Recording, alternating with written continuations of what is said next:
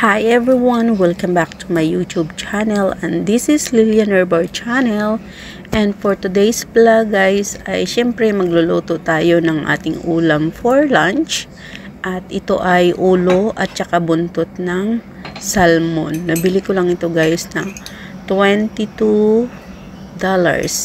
So ayan, pinagkakuluan lang natin ang ating mga ingredients guys, kasi hindi ako naglalagay nito ng guys, pang paasim, kasi avoid ako ngayon sa aking maasim na sikmura. So mas gusto ko siyang sabawan na lang sa kamatis, at syempre may luya at sibuyas. So ayan guys, nalagay ko ng ating ulo ng salmon at saka buntot niya. So antayin lang natin kumulo ito guys, at bago natin ilalagay ang ating okra, kasi okra, ayan, ang ating gulay for today ay okra.